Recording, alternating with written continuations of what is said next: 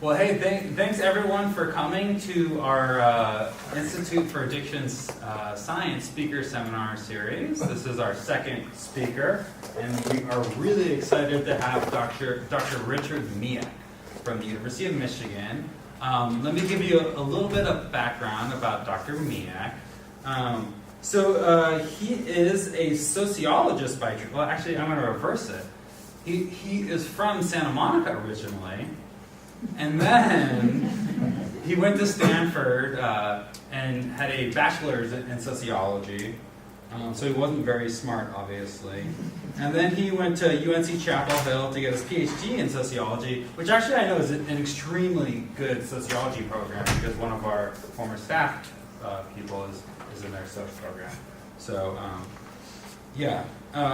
And then he got a master's in public health at Hopkins and did some postdoctoral training, at the NIH and University of Wisconsin, and then became a professor at Johns Hopkins University in the School of Public Health and the Department of Mental Health. And then he moved over to be the chair of the Department of Health and Behavioral Sciences at University of Colorado in Denver, and was there for a little bit more than 4 years. I should say 9 years. And then ever since 2013, he has been a research professor at the Survey Research Center, an Institute for Social Research at the University of Michigan. Dr. Miech is probably one of the most well-cited researchers in all of substance use. And part of the reason is because he is PI of the U.S. Monitoring the Future study. So if you look at the number of times their technical reports have been cited, they're tens and tens of thousands of times, because this study, as he'll tell you about, is, I guess, it's a linchpin for policy for the nation in terms of drug abuse prevention and identifying new trends. And it's been around for a very long time, and Dr. Miech has had this role as the principal investigator of the Monitoring the Future study, I think for about 3 years, and he's already done some great things with the study, kept some of the tradition, but it has also kind of stayed aligned with current trends and collected some of the first national data on vaping, and was ahead of the trend too, in leading MTF, Monitoring the Future, to not just think about vaping in terms of the nicotine product, but also looking at vaping cannabis, and even just kids who vape flavors without any substances.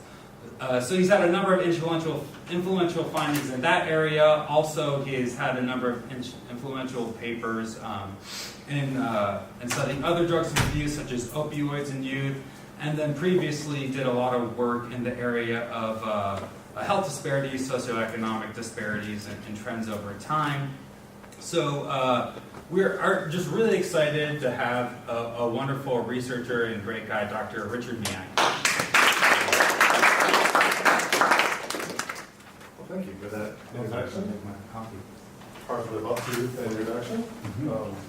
I've been here since Tuesday.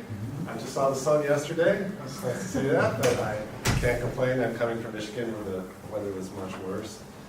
One of the good things I have done with Monitoring the Future, you talked about new initiatives, is I worked with Adam and Jessica to help me with the assessment of vaping. And so we've added a module on Juul that is in the field now as we speak. Our first school administration of this year was on Tuesday, and we are pushing ahead with that. And so we will have the first ever national estimates of Juul use in the United States. And so we're looking forward to that.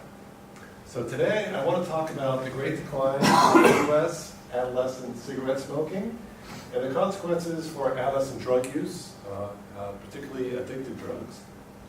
And I first want to define what I mean by the great decline in adolescent cigarette smoking. So, it's really a remarkable public health achievement.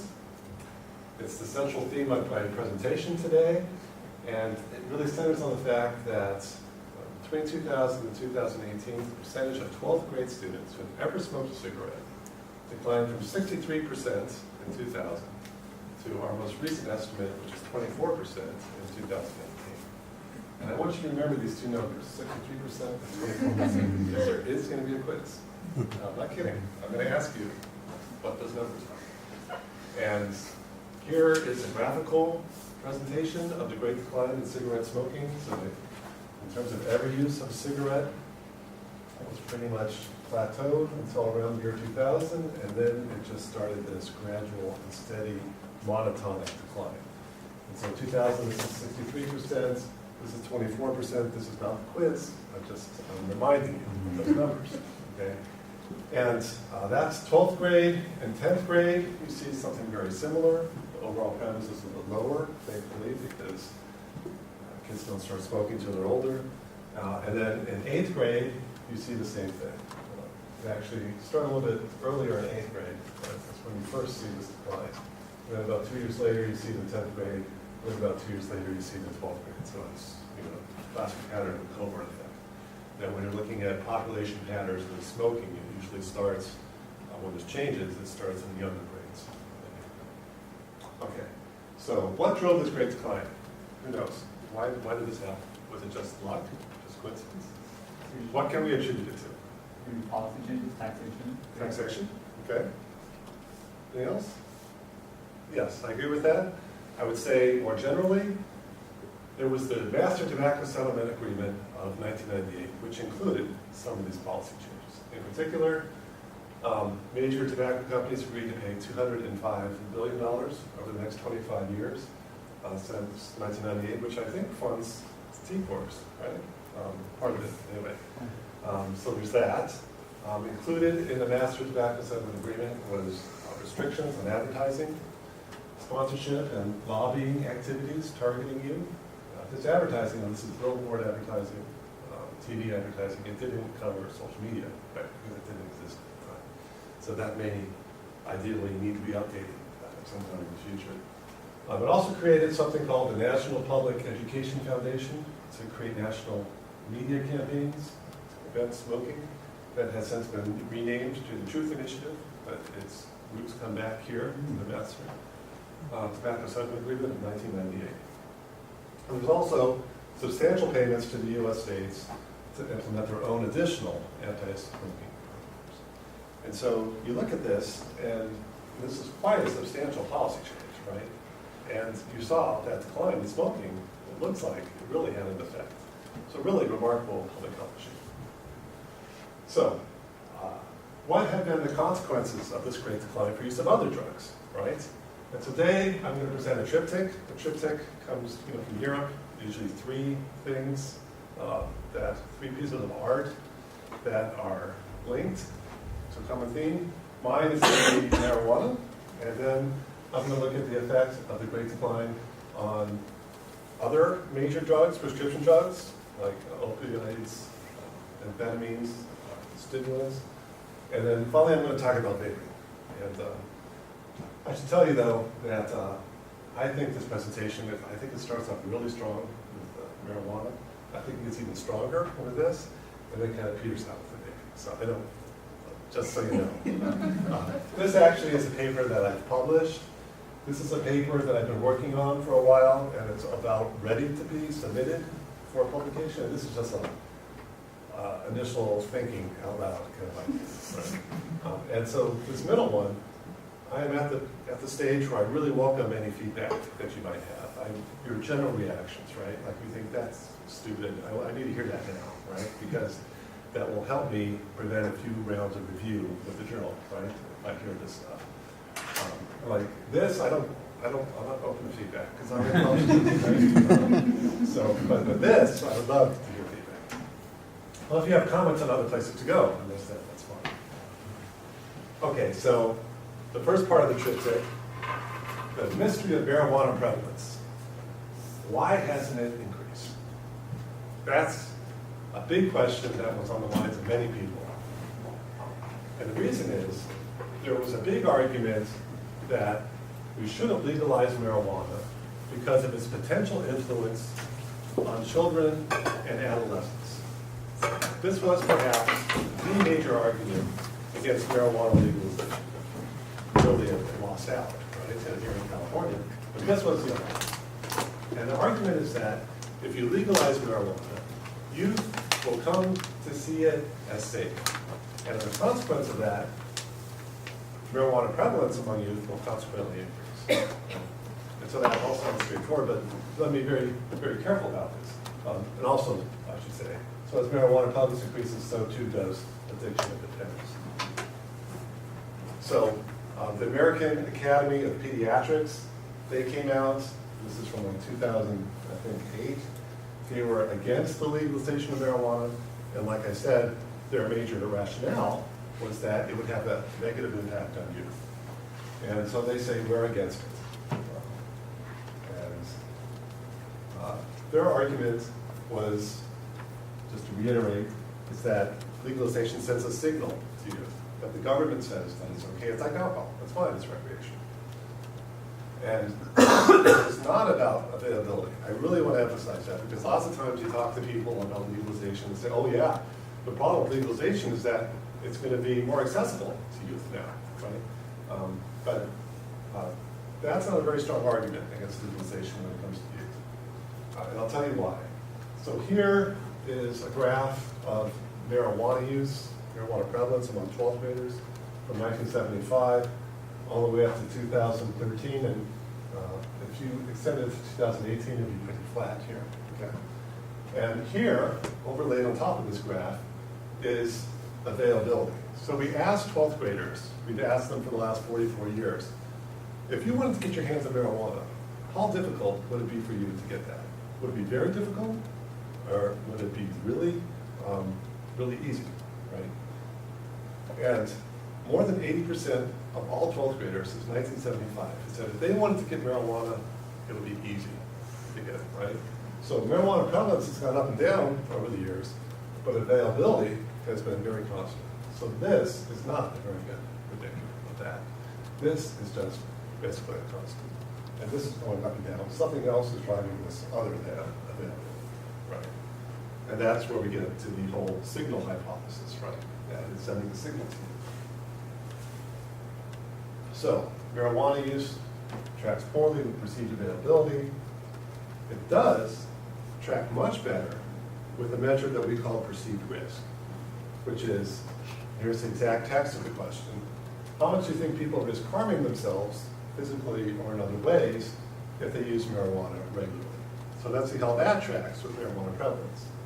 And here we see a real nice inverse relationship, right? So as perceived risk goes up, marijuana prevalence goes down. As perceived risk goes down, marijuana prevalence goes up. It's like you could put a mirror here, right? And they would be mirror images of each other. And this is kind of the whole signal hypothesis that I was talking about earlier, where if legalization leads kids to think, oh, well, maybe it's not that bad, maybe there's not that much risk from using marijuana, then maybe well, they're going to start using it more. And I should say, this perceived risk, we find in monitoring the future that when perceived risk changes, it's the next year that the prevalence will change accordingly. So when perceived risk goes down the next year, typically prevalence goes up and vice versa. And we've looked at other measures too, like disapproval of marijuana use. Do you disapprove of kids who use marijuana use? And that doesn't work as well, right? That seems almost like once you use marijuana, that changes your disapproval of it. But this seems to be a much better predictor of perceived risk of future marijuana use. So would you say that that decline is secondary to the Reagan era say no to drugs? Which one? This one here? Yeah. Transposed on the 80s. I would say it took place during that era, yeah, right? And we would say it looks like perhaps that kind of campaign to just say no to drugs probably was associated with an increase in the perceived risk, right? With the kids growing up in that era came to think, well, maybe marijuana use isn't okay, right? If Nancy Reagan is on TV, it's bad. Yeah, so that's good historical context. Okay, so this previous graph that I just showed you here, this was actually published in Pediatrics, and the American Academy of Pediatrics used that as the justification for its stance against legalization of marijuana. They used NTF data. And so this evidence was quite consistent that graph only goes up to 10 years ago. So what's happened since then, right? If this is their basis to be against legalization of marijuana, well, unfortunately, what we see is that perceived risk is now very low. Since the last time this graph was published in pediatrics, perceived risk is at, can I say, yeah, I think I can say, it's at the lowest level we've ever seen in the history of monitoring the future, right? So we would expect, therefore, right, if this inverse relationship has continued, we would expect prevalence to just skyrocket, right, to go up there, to be the highest that we've ever seen. That's what I was expecting, right? But it didn't. It's kind of level, basically, right? So this gets back to the question I asked previously, the mystery of the prevalence of marijuana use. If perceived risk has gone down so much, how come marijuana prevalence has been pretty much steady? How come it's been pretty much flat? And I'm not the only one who had this question. People who also asked me include Nora Volkov, who's the director of the National Institute on Drug Abuse, who funds our study. I meet with her once a year for our press release, and she said, I won't do the invitation of Richard. She said, Richard, why hasn't this increased? And at the time, when she first asked me, I was well, hem and haw. I'm like, well, it must be something else, a competitor or something. I don't know. And then Michael Botticelli, who was the drug czar at that time, he asked me, the next drug czar, or the previous one was Gil Kalikowski, they also asked me, and I didn't really have a very good answer. And this is where we've hung our hat, Monitoring the Future. We've said, this is really the important thing. What's happening? Are we in a new era now, where prevalence has somehow been disconnected from perceived risk? I mean, how do you explain that, right? Should we be asking new questions? Should we change our approach? So, this mystery is the kind of issue that could potentially be debated by academics for decades. You can come with different hypotheses, right? I'm happy to say I have the definitive answer. You're going to walk out of this room, and you're going to say, I understand now. I know why. Because I heard this talk by Richard. But first, before I give you the answer, let me tell you about the data that I'm presenting. It comes from Monitoring the Future. It's an ongoing series of surveys of American adolescents and college students and adults since 1975. We've been continuously funded since 1975, so we haven't missed any years. It's conducted by a team of social scientists at the University of Michigan. I'm the PI. And it's funded by the National Institute on Drug Abuse. It's been competitively reviewed every 5 years. Anyone in this room can tell you that competition is stiff, right? So we feel very fortunate that it has been continued. And the important thing to know is that we do surveys of 8th, 10th, and 12th graders. And we have a list of all the 12th grades, all schools with 12th graders in the United States.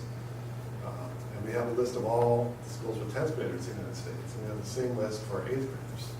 And we draw separate nationally representative samples for 12th grade, 10th grade, and 8th grade. So we don't go to a school and just interview all the 12th graders and 10th graders and 8th graders. We go to one school for 12th graders, we go to a separate school for 10th graders, we go to a separate school for 8th graders.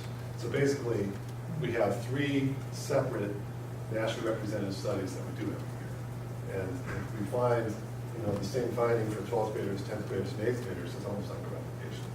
I think it is a replication. We have this list of all public and private schools in the United States. That's not an easy list to get. The U.S. government does not keep track of that. They keep track of all public schools, but not private schools. You have to go to a private vendor. There are companies that keep track of this kind of stuff, data companies, because they're looking for a mailing list for teachers if they want to sell a textbook or something. So we get a list from them. Every year we survey approximately, in total, 8th, 10th, and 12th grade, 45,000 surveys. So, and about 410 public schools and private schools combined. So that's a big number, 40,000. As of 2018, we completed more than 1.5 million surveys. But actually, a lot of people are impressed by the size of the survey. Like, wow, that's a lot of people, 45,000 people. But it's really not the size of the survey that is the value of MTF, it's the representativeness, right? And so we can say with confidence that with our survey of 45,000 people every year, we get the same results that you would get if you surveyed all 12 million high school students in the United States, give or take a percentage point, right? This whole nationally representative sample thing, because of the way we draw our sample, where we have a list of all the schools in the United States and we took a random draw, we feel it's because of that. We know that we can claim we have a representative study, and that is why we can claim that we're kind of a gold standard in the United States, that this is what the prevalence of drug use is in the United States for the nation as a whole. That's our main contribution. We have, yeah. Can I ask just a quick question? Sure. So for, what is sort of your participation rate among schools? Like, do you often end up with schools that don't want to participate in the study, or what percentage of schools that you approach actually say yes to letting you in? Yeah, that's a good question. The way we do it is we have a professional sampling statistician who hire year round, and so they select areas of the country, sampling units, I guess, which can be counties sometimes they're not. And so the way we report the response rate is how many times did we get a school in that pre-specified area. And if you look at it that way, it's like 92%, right? In those areas where we wanted to get a school, so that would be nationally representative, it's 92%. That being said, about half of the schools that we contact on our first try, about half of those schools agree and half turn us down. And then the other half, we have to start going to other schools in that area, right? And so overall, the response rate is something like, I think, 40% of those schools. Yeah. And there's chapter 3 in our annual report goes into great detail about that if you're interested. So we report those numbers. So contents include, of course, prevalence of drug use. That's our bread and butter. Every year we report for more than 50 drugs whether prevalence among adolescents increased or whether it decreased. Basically, people are very interested in it. Well, actually, they're interested, the media is interested if there's been an increase in anything like dating. If there's been a decrease, nobody cares. But the increases, if it leads, it leads. Those are of great interest. We also ask about perceived risk of drug use for pretty much all drugs. We ask about disapproval of drug use. We ask about perceived availability of drug use. We ask about demographics and family structure. We ask about religious attendance. We ask about a lot of school experiences. That helps us actually get participation in schools, because we can report to the school principal afterwards. And we give them information on how the students are perceiving some of their school characteristics. Our policy influence, we have a yearly press release in December, jointly with NIDA, so I fly out to DC. And this was the year that we reported on vaping. That was our big leading news, right? That in terms of nicotine vaping, we saw the largest increase of any substance that we've ever seen in the past 44 years. So that was a big increase. We meet with the U.S. Drug Czar when we have one. We didn't have one this December because the Trump administration hadn't appointed one yet. I want to also talk about validity of self-reports, because this is a self-reported survey. So people have questions, well, how do you believe that the kids are telling you the truth? And so we have a lot of different ways to kind of assess whether the kids are telling us the truth or not. We have longitudinal data, so every year in the 12th grade class, we select 2,500 students and we follow them up longitudinally through a panel study. So we've been around for 44 years, so we have about 43 active panel studies. Right? The first one, which was first studied in 1976. They're in the 60s now. And we also have more recent panel studies. And so we ask, have you ever used drugs? And there's high concordance among the same people. Those kids who said in 12th grade that they had used drugs continue to say that later. Those kids who said they never used drugs are more likely to say that as well. We find that our kids aren't very shy. In peak years, more than 2/3 have reported using an illegal drug of some type in their life. So they don't seem to have any inhibitions about reporting that. And part because our 8th and 10th grade surveys are anonymous. We don't ask any information whatsoever about their personal identity, who has their name, email address, nothing.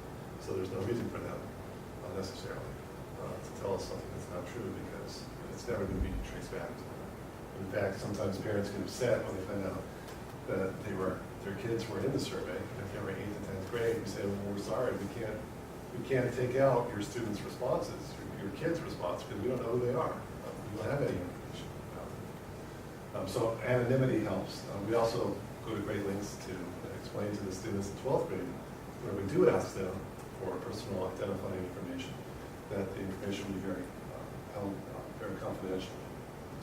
We also we asked about reports of use by unnamed friends, like have your friends been using marijuana, and that's always been a very strong predictor of marijuana use. And that correlates very highly, like you would expect.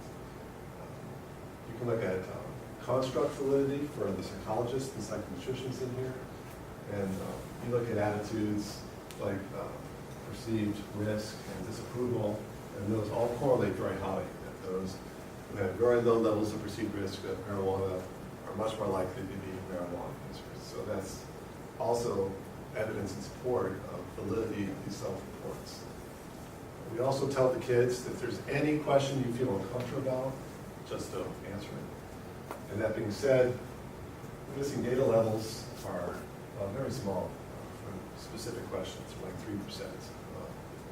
We find hardly any of the kids skip the questions, although we encourage them to do so if they feel uncomfortable with it. And also, we clean the data, so we find about 3% of our responses are what we would call jokers or clowns. You know, people report using heroin every day over the past 30 days. And then they also report they've never smoked a cigarette or, you know, just stuff that's not consistent. Or people who say they never smoked marijuana, but then somewhere else they say they smoke marijuana every day.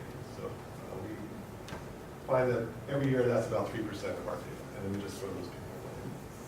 Their surveys. And finally, our bread and butter is really trends over time, like I mentioned. And if you believe that these reports have some validity issues, and maybe a certain percentage of kids are not telling the truth, that may be the case.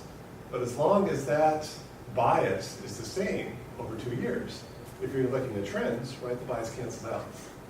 Any change over time, as long as the bias hasn't changed, is due substantively to that particular question. Yes. So we believe school surveys are the best, most economical way to monitor drug trends. Okay, so back. Just a quick question. Yes, right. For the 12th graders and getting the identifiers, Yeah. do they have to have their identifiers to participate in the 12th grade survey? No. Oh, they don't? Okay. It's the very last section. I see. And if they don't want to, then they can just skip it. But that being said, it used to be 90% would fill out that information. Now it's fallen to about 75%. And then you just see that over time across all surveys. It's not specific to one survey. But 75% will provide that information. Now we ask also for their phone numbers so we can text them, and permission to text them, as well as their email addresses. And mainly just to participate in the panel study, right? Yes, right. Yeah, that's the only reason.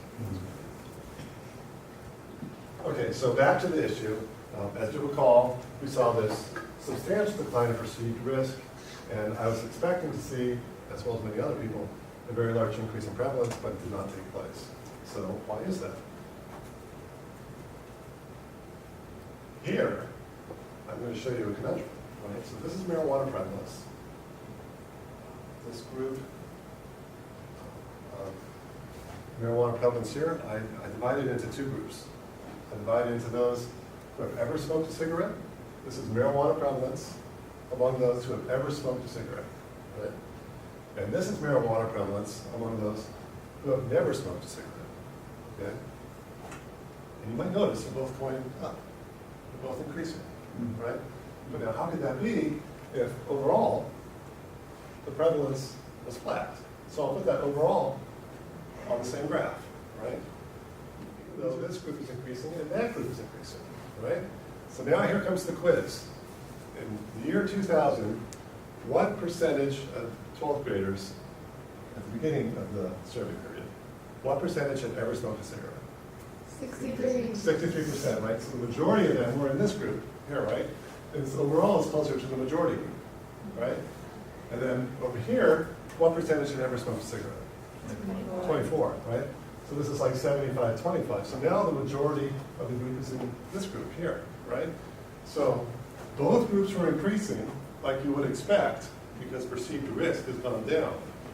But because with the more recent cohorts, more and more of them are in this never smoked a cigarette group because of the great decline in adolescent smoking, overall prevalence has been flattened over this period. That's kind of a key concept here. Does that make sense? Yeah? No? I don't know. Yeah. I'm having a brain fart or something. Okay, yeah. So in both groups, marijuana prevalence is going up. In this group, it's going up. Uh-huh. In this group, it's going up. And you'll notice that prevalence in this group here is 5 times higher than it is in this group. Oh, okay, got it. Right? Right? So more and more groups, more and more adolescents are falling into this low-risk group, even though the group is increasing over time. Yes? So that's your compounder smoking. Compounder is smoking. It's the great decline in cigarette smoking, right? And so another way to look at it is, well, let's do a thought experiment. Let's imagine that the great decline had not taken place. And that today, 63% of high school 12th graders had ever smoked a cigarette, right? So we can project what marijuana prevalence would be like if the smoking decline had not taken place, right? In which case, 63% of all 12th graders, let's imagine 63% had been ever smokers throughout the whole study period, right? So then they would be, kind of more than halfway between these two groups. And what you would see is that marijuana prevalence today would be the highest we've ever seen.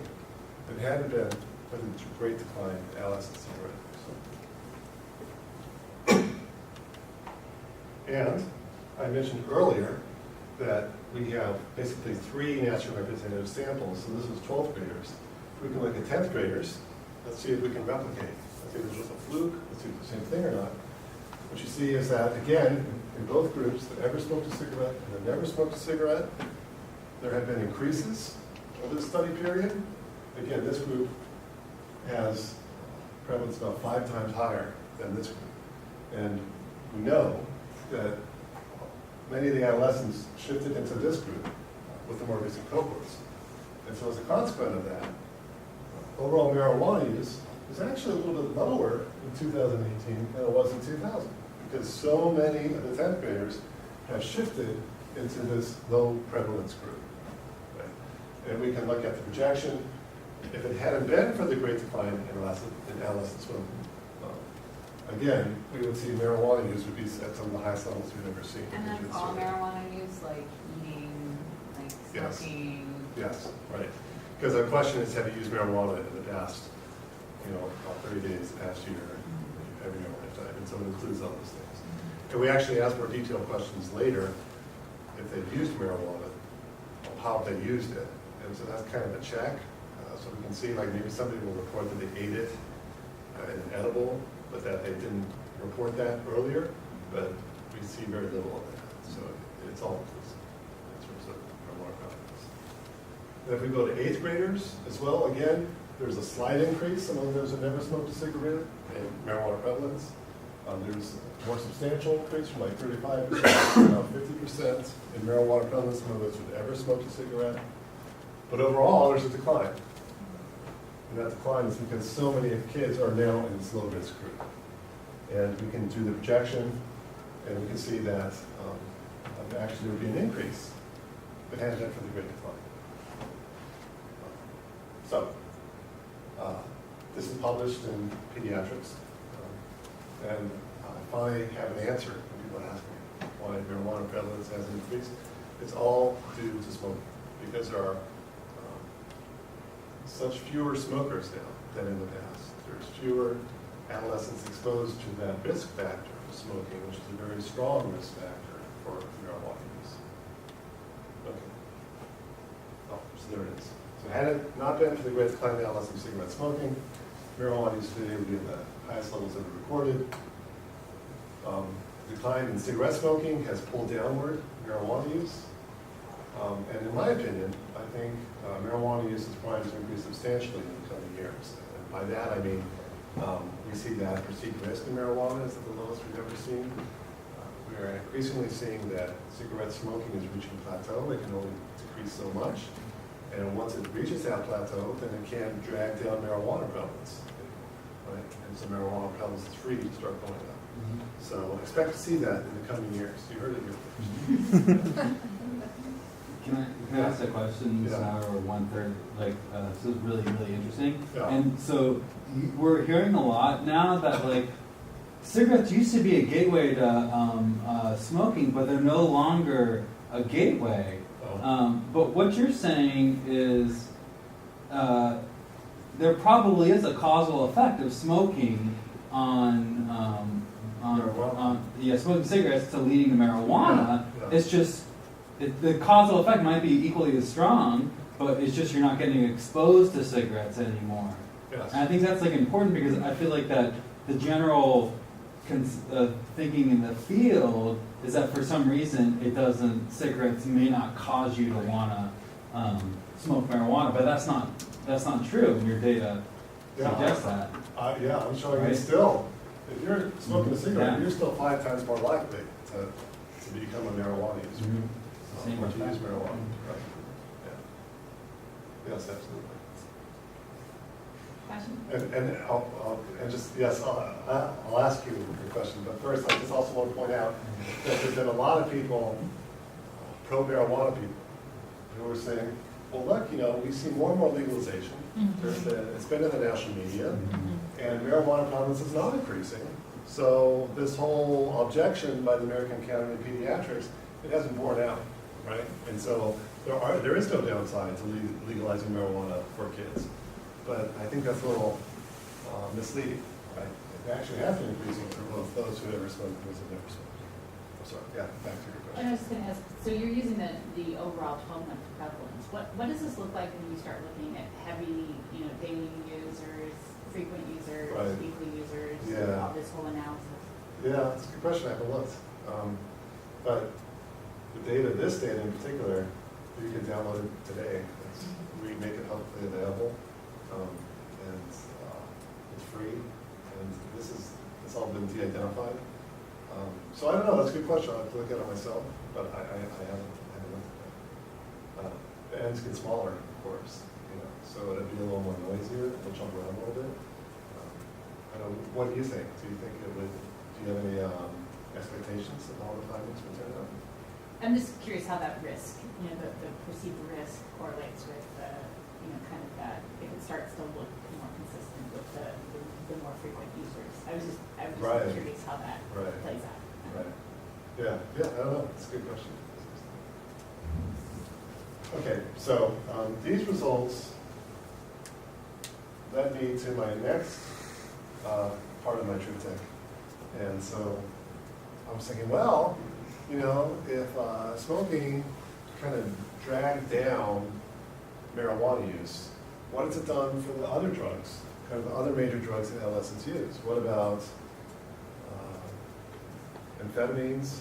What about tranquilizers? What about opioids? Those, after marijuana and alcohol, those are the most commonly used drugs among adolescents. There you go. There you go. And so, to my knowledge, the effect of the great decline in cigarette smoking on use of these other drugs has not yet been considered. And there could be an unheralded benefit here, right? We know, with pretty good evidence, that the Master Tobacco Settlement Agreement led to a decline in cigarette smoking. But maybe it also had these other benefits as well, with addictive drugs, right, that we haven't really recognized or considered before. And it's really interesting, just a side note, that this Master Tobacco Settlement Agreement of 1998, when I've been writing up these papers, I want to be able to cite a book right? I want to be able to say, if you want more information about, kind of the context and some of the consequences and the inside story about this, read this book. Nobody has written a book on the Master and Tobacco Settlement Agreement of 1998. They haven't written any book at all. I mean, that could be an excellent book to write about its public health impact, right? But it's not out there. I think that's really interesting. Yeah. A Question of Intent by David Kessler, is like leading up to it. Oh, I'm sorry, go A ahead. Question of Intent by David Kessler. Yeah. And it's like all leading up to this. And they're All leading up to it? Yeah. Okay, that's good to know. I'll look for that. It's a good one. Thanks.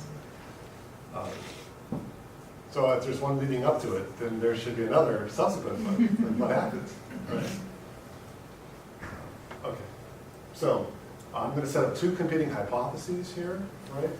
So the gateway perspective would predict that as the Great Decline took place and adolescent smoking subsided, that this benefit should spill over to other drugs, and these other drugs should also decline. Because the gateway group, the gateway perspective basically says that once people start smoking, that puts them on a trajectory to use of other drugs. And if they never smoke, then they should never enter that trajectory, right? And the way I want to look at it for this paper is I want to focus on the never smoked group, okay? They traditionally had very low levels of drug use. We saw that with marijuana, right? Their marijuana prevalence was 5 times smaller.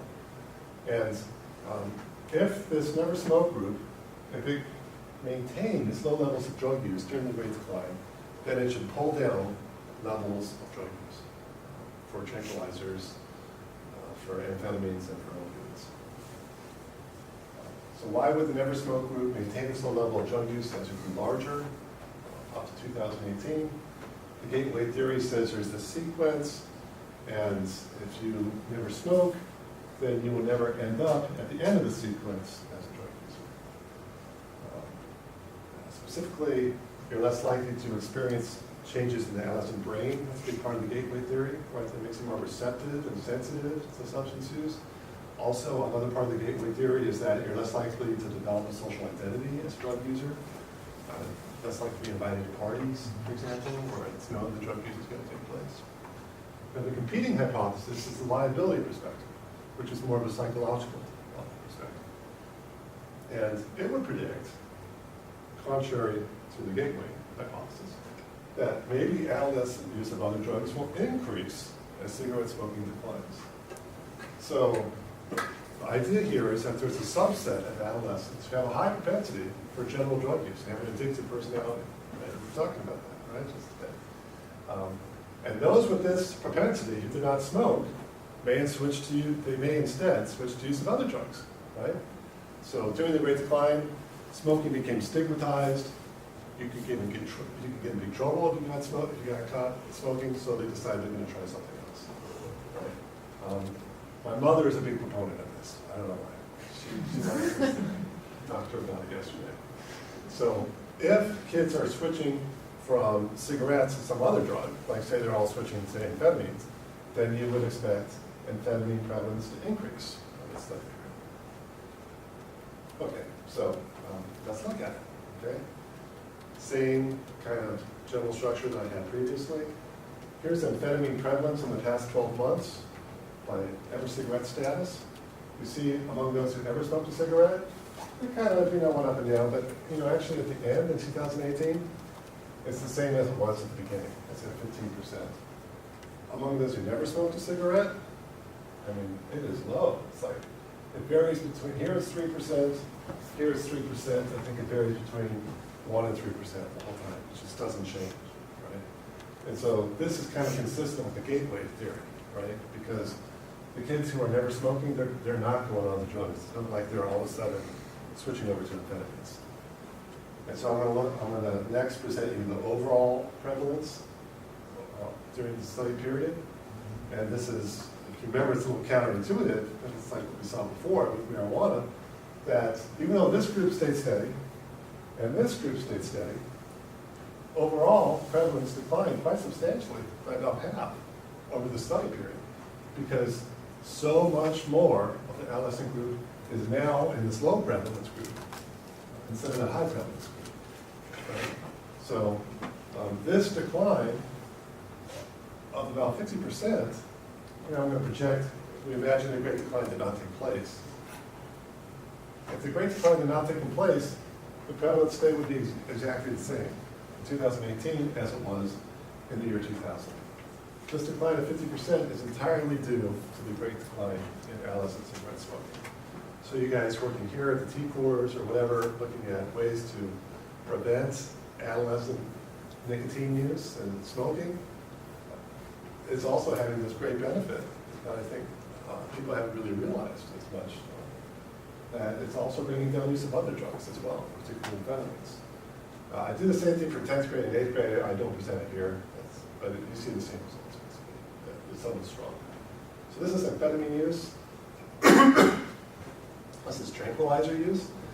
And you actually see a slight increase by about 1% in this group. There's actually a very slight increase in this group too. But when you look at the overall group and you put them together, there is actually a decline.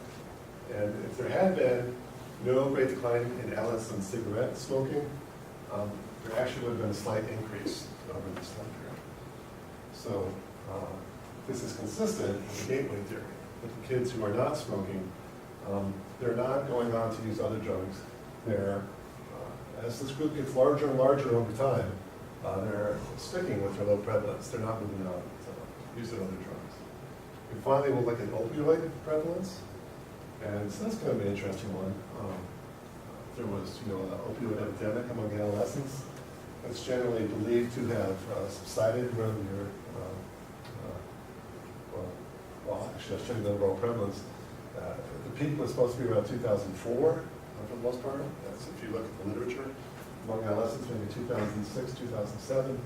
But what you see is that actually opioid use in 2000, 2018 is exactly the same. It's the same level, although there was this increase during the time period.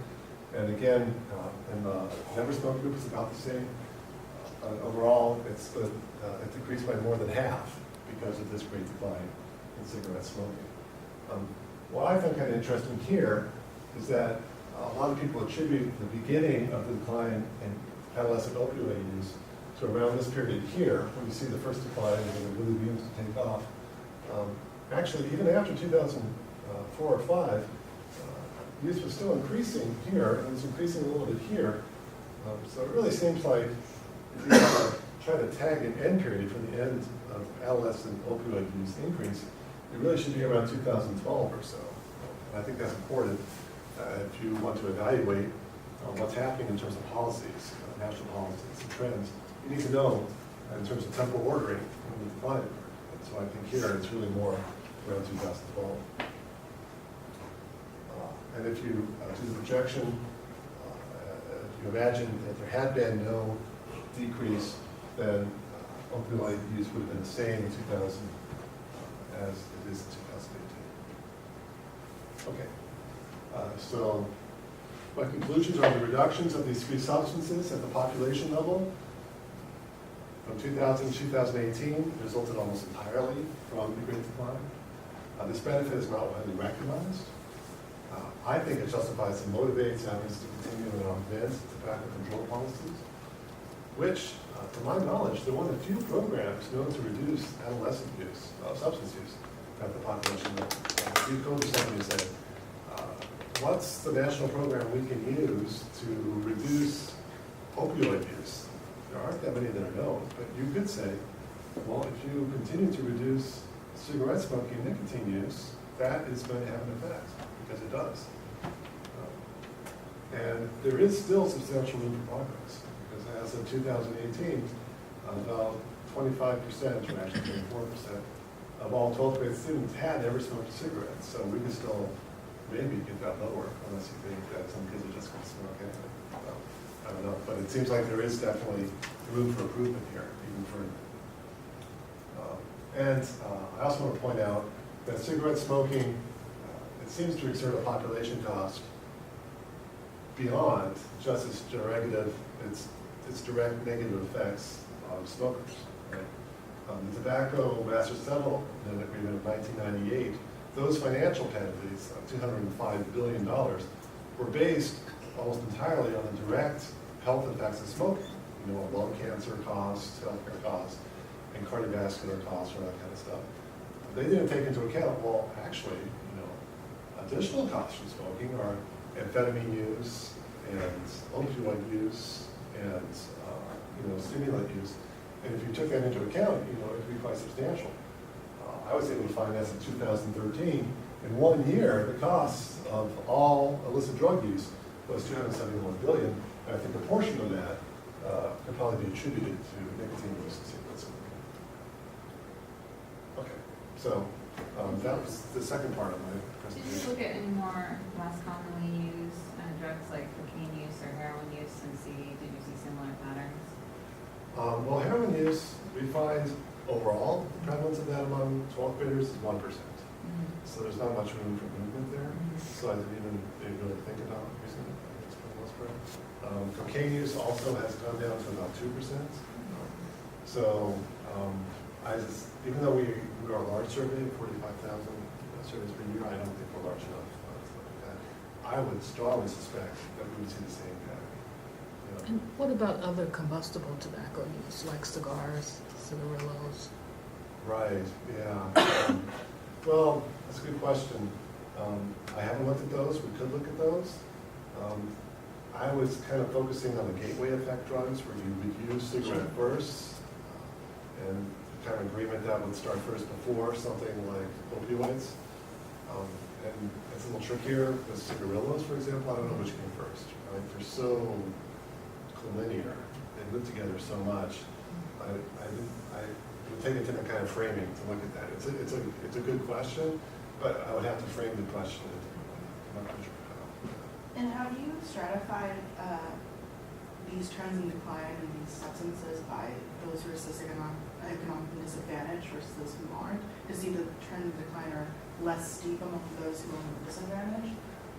I think that's the next step, right? Yeah, so no, I have not done that. So would the decline in cigarette smoking be, like you say, attenuated among the more disadvantaged? I think the answer is clearly yes, right? Because we know that as cigarette smoking's dangers became known, the upper class is able to desist from it, right? The lower class has been much slower in that regard. NTF doesn't have great information on level of disadvantage. We have parental education, but we don't ask about income or wealth, for example. I was involved with a study in Wisconsin where they asked 12th graders, what is your family income? And then later, they actually got tax records for those kids. This was a long time ago when you can get such things. And then they correlated the actual objective tax records with the kids' report of their family income. And the correlation was 0. So you can ask kids, how much money do your parents make? And they'll give you an answer, but it's not very valid. So that's why we don't ask that. So all we have is really parental education, which is actually, pretty strong for smoking. Right? So it's not great, but it's okay. Yeah. Do you guys collect or make available information on sort of the general, like could you use census data for like general areas in terms of the overall income in that area? Absolutely, yeah. So, let me see. Let me rephrase that. So we are now releasing, if you get IRB approval, we have state level data. Right? So you could look at differences among all 48 states, that'll give you some variation, right? Although it's a little bit removed from the actual school itself, you want something closer. We actually, have the address of the school, and no one's asked us for that yet, right? And what we would be able to do, I think, if you ask me, talk to me, email me, because we're only recently have been making the data more available, right? And I want to make it more available. And what we could do for you, Jessica, for you, and like what we would require, and actually I think we are doing this for someone, we would ask you to provide us with a list of all the income levels of census tracts in the United States. Or actually the census tract information, we have them already, right? And then we would link that to where the school is located, right? So you could get the income of level of that school, or maybe the surrounding tracks too, I don't know, whatever you want to do. And then we could give all that to you. And then, as long as you're saying a 1 unit increase in income leads to a such and such increase in your outcome, that's fine. But if you starting to say, well, this school, you know, we can't let you do that for identification purposes. But if you're looking at correlations, then that's fine, then we could do that, yeah. So that's kind of a long answer. The answer is yes. Yeah. But it would be a little involved, talk to me, but we could do that. Okay, good. 2:30, so we have till 3, is that right? Yes. That's right. So I'm not going to make it to 3. So, I mean, we'll end before 3. So you can all get to your next stuff we talked about. So the third part is vaping. Like I said, this is much less developed. So I was just kind of curious, well, if we do this same kind of analysis that we've been doing, if we do it for vaping, what do we find, right? I mean, aren't you curious, right? I mean, what if instead of looking at cigarette smoking as our stratification, right? What if we looked at vaping? And so I looked at that. So I looked at cigarette smoking as consequences of use of other drugs. Does vaping act in the same way or not? And so one of the first preliminary questions would be, is the use of other drugs higher for adolescents who never vaped as compared to those who have never vaped? Right? Because we saw that the smoked prevalence was like 4 or 5 times higher. And what the projections of drug use look like if vaping had stayed at 2015 levels, which is the first we asked about vaping. And so we have a question about overall vaping. So vape is to use a device. And just this year we added the Juul example. We don't have that. We've added that in half of our surveys this year, and half we don't, so that we can assess whether adding that example actually changes the response levels. But we say the vape is used as a device to inhale vapor in the lungs, and you ever vaped. So this is our question, have you ever vaped? In grade 12, this is the percentage of adolescents who have never vaped. So it's about 35% in 2015, and then it goes up to 42% in 2018. I have to say I was kind of surprised that I thought it would be more than that. That the increase would be sharper, right? Because for 30-day use and for past 12 months use, right, we saw that in 2018 we saw the largest increases we've ever seen in the history of MTF for any substance.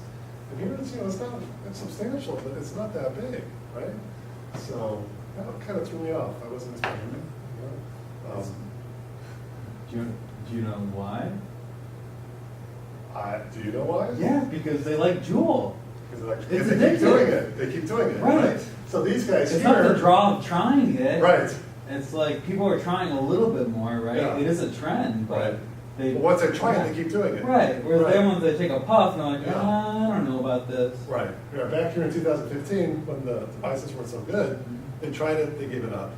Here they're trying it, they keep doing it. If we could just do the paper right now, that's a Yeah. great paper. Okay. The 30-day to ever, kind of comparison across time. Yeah. Yes. Right. But you could, I'm up for it. you would also use the panel data to look at that more specifically, right? Like, That's true. among 12th graders, how many of them keep vaping a year later? Yeah. And Yeah, look that's at how true. that's That's changed true. over time, and that'd You be can use both. super. Right. Yeah. You can use Yeah. both. Yeah. Well, this is turning out to be more interesting than I thought.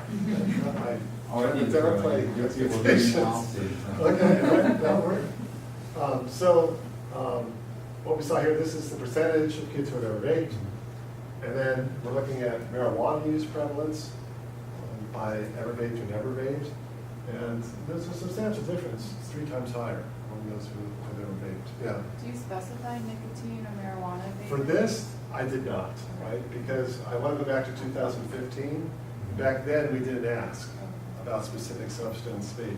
We did in 2017 and 2018, but we didn't back then. So if I wanted historical trends more than 2 years, I had to use this more basic measure.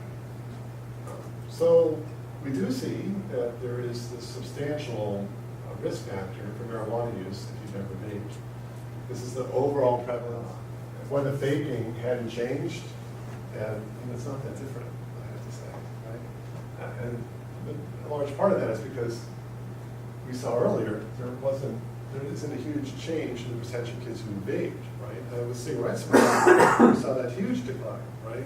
Here, it's not nearly as substantial. And if you want to look at amphetamine prevalence by vaped and never vaped, here it's less than 1% among those who never vaped. It's 40% among those who never vaped. And this is the overall amphetamine use, and if you use that projection, it's basically the same. Right? So this is why I was kind of downplaying the results. There's not a huge effect when you look at it this way. There's still interesting questions, right? Like ever vaped and vaped, right? And then you can look at tranquilizer prevalence among those who have never vaped and never vaped. You can look at the overall, and you can look at the projections, and they're all pretty similar. And then finally, you can look at opioid prevalence among those who have never vaped and those who have never vaped, and the projections, and it's not that. So, my conclusions: drug use is strongly stratified by ever vaping status.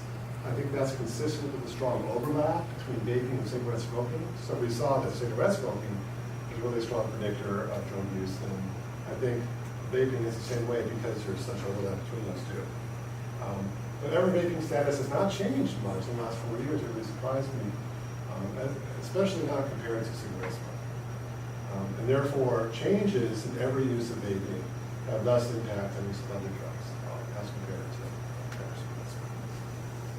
And that's it.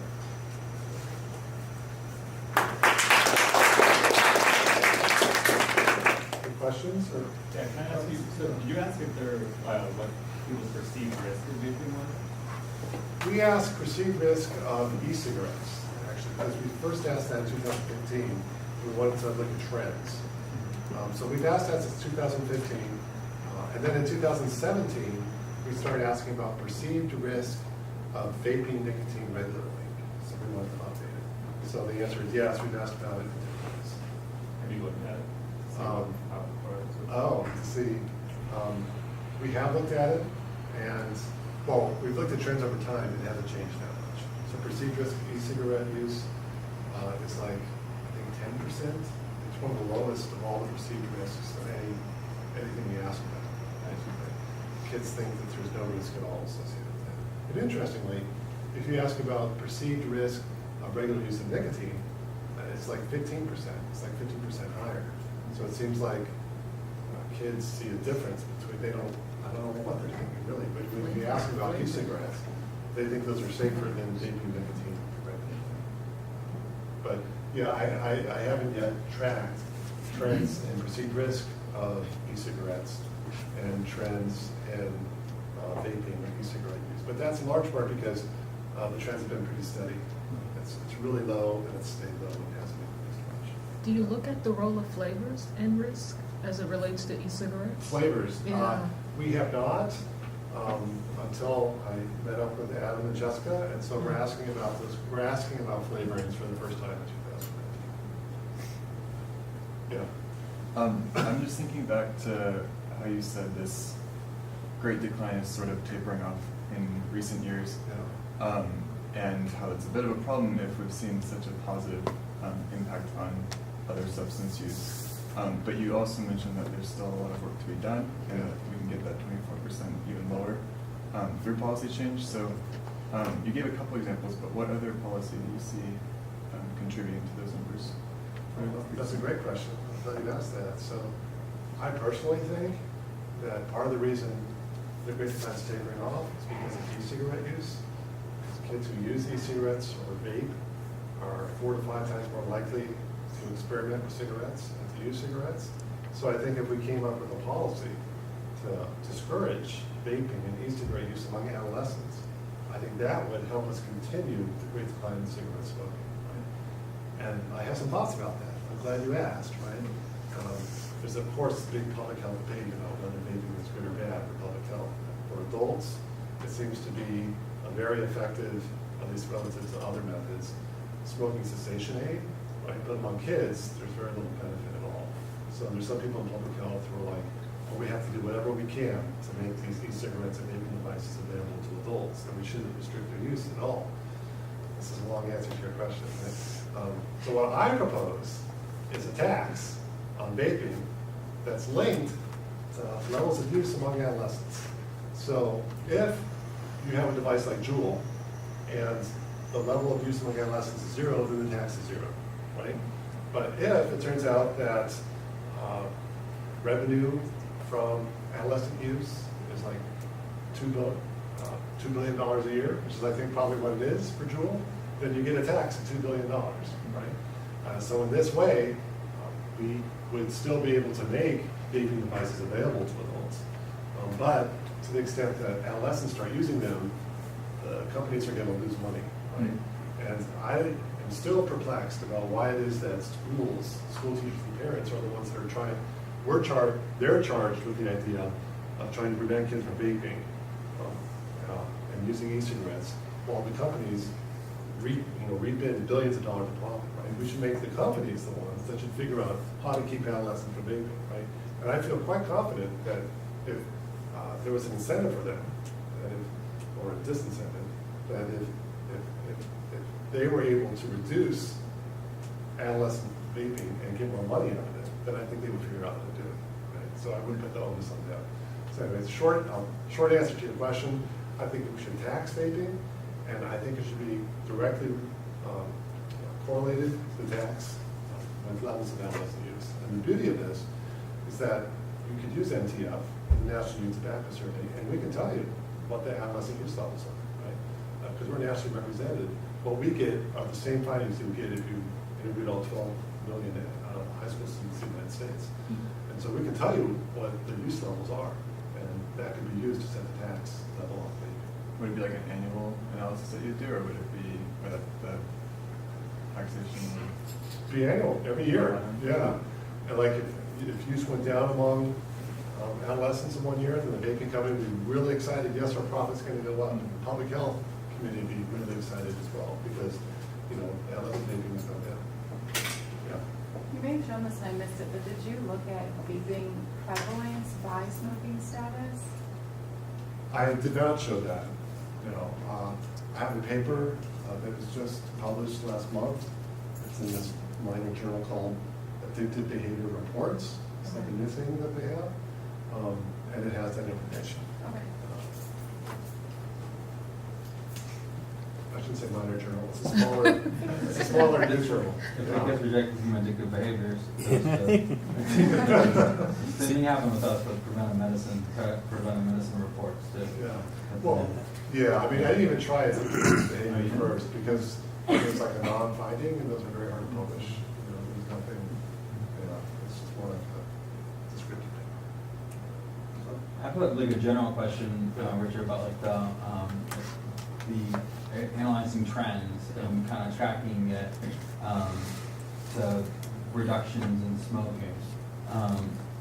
So when it's kind of started out, you talked about how the risk is going down, right, for marijuana, perceived risk of marijuana, right? And then so it's like a conundrum, and then something has to explain the conundrum, and then the biggest thing that's happened in adolescent drug use epidemiology is that, right? Cigarettes. Right. And so it kind of like makes sense when you look at the big picture and you look at the trends in the graphs, right? And I haven't read the paper, and so I don't know what the kind of nuanced analyses that might have been done are, right? That's it. It wasn't nuanced. That's it. All right. Well, that's all you need for like a policy maker, and to make the point, right?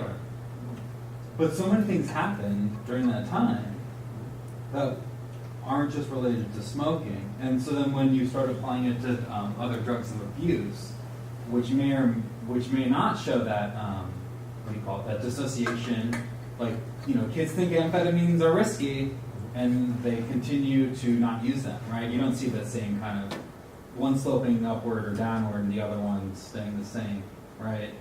Like that, you don't see. So you do see that like perceived risk of amphetamines going down over time, like marijuana, that conundrum.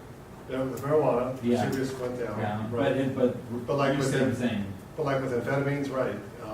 Risk has pretty much stayed the same. and use stays the same, right? And Use stay a thing. Well, Okay. it actually declined. It actually declined? Right, overall, because of Oh, Because so you of might, the compounding, yeah. so you might see this across, okay. Because what I was thinking is that, like, basically, you're kind of talking about cigarette smoking as the mediator, right, of the trend. Compounder, yeah. Yeah, right? Yeah. But like, it's a causal compound, like, It you is, know. yeah. But we don't, there could be other stuff that happen that travels with smoking, right? And so maybe the middle paper or the last paper, like if you could start sticking in the other drugs Yeah. in the models, and you kind of had like a quantitative like, you know, like you were able to analyze smoking prevalence as a quantitative variable over time, and then show that, yeah, you know, it tracks much more closely with cigarette smoking than it tracks with, you know, opioids, or tracks with, you know, Marijuana. alcohol. Alcohol's gone down too, right? It has. Yeah. Right, And so alcohol's a gateway too, but, you know, right. but that might be compelling scientific evidence to show that, you know, really is smoking is like kind of Right. the major cause here.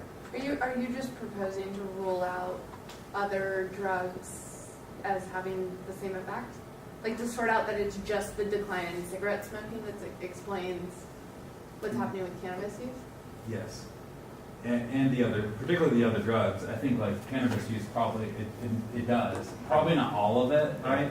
But, you know, definitely meaningful proportion, but, you know, for the other drugs that may be, where it's less marked, you know? Well, this is exactly the kind of feedback I want, because I can easily imagine a cranky reviewer say something like that, or a very smart reviewer, let me put it that way. Smart and cranky. But yeah, I mean, because I agree with you, there are lots of other things that can be co-occurring at the same time, right? I just singled out smoking, but maybe something else is occurring. I don't know what that would be exactly, right? And, but it's still a possibility, because you know, this is observational data. I can't rule out all unmeasured confounders, right? And there's just no way to do that. I think the smoking story is a pretty compelling one, right? Especially when you stratify that and show that there's been a change. So yeah, I'm going to take that home with me. I'm going to think about that. I might do the same thing instead of by smoking, by alcohol use, right? Mm-hmm. And see what I find. And I should have that at the very least in my back pocket, so that when reviewers come back and ask me about that, I'll be able to have a response for them. I know for the marijuana one, if you look at the paper, actually, it's not just smoking and alcohol use. I did both of them. I simplified it here, right? But then it turned out that smoking was driving everything. Really? That alcohol Wow. use didn't drive it at all. Mm-hmm. But I should be able to do the same thing with these other drugs. And at least I'll note that somewhere in the paper. I appreciate that, because that would be a round of reviews right there, where I have to go back and revise it. So I'm really interested in opioid use in general, and there's huge variation at the state level. Like in California, we don't have as much of an opioid crisis as, say, if you're looking at Ohio or something. So have you done the same analysis, like just at the state level, and seen if the curves are different? Well, that's a good question. And MTF is designed to be nationally representative and not state representative. And so what that means is we can look at California, actually, because California is the largest state in terms of population in the United States. We have about maybe 40 high schools in California, which is enough to start saying, well, maybe it's representative. But all the other states, we don't have enough. Let me give you an example. Indiana, in some years, we surveyed intentionally a school in Indianapolis. But in other years, the major metropolitan area for that area is not Indianapolis, it's Milwaukee. Right? So in some years, we have schools in Indiana, but we don't take any in Indianapolis. So it's hard to say that those results are representative of Indiana, because we didn't include the major cities, right? So we can't really do state level analysis. You know, people ask us about that a lot. And we need to come up with a response. I think, I just got an email from Mississippi, actually, where they want to know what schools we have in Mississippi, and can they draw inferences about the state of Mississippi as a whole. But we can't, because Mississippi, there's 3 million people in Mississippi. That's less than 1% of the population of the United States. We have 400 schools every year. So about 1% of our 400 schools are in Mississippi, so that's maybe 4 schools, more like 3 schools. And you can't take 3 schools and say, this is what Mississippi is, right? And there's other issues as well. That sometimes our areas fall between state boundaries. For example, it's just a random chance that it's in one state or the other. So another long answer. But you could look at California compared to all the rest. But I don't think it's going to look anything like and California wasn't really like a big opioid, I mean, not like West Virginia Yeah. right, or Ohio. Yeah. So it wouldn't be the best one to look at, but everything in this situation.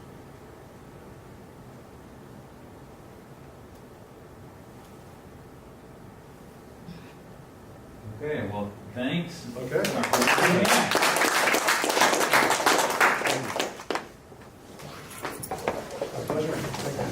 Good to go.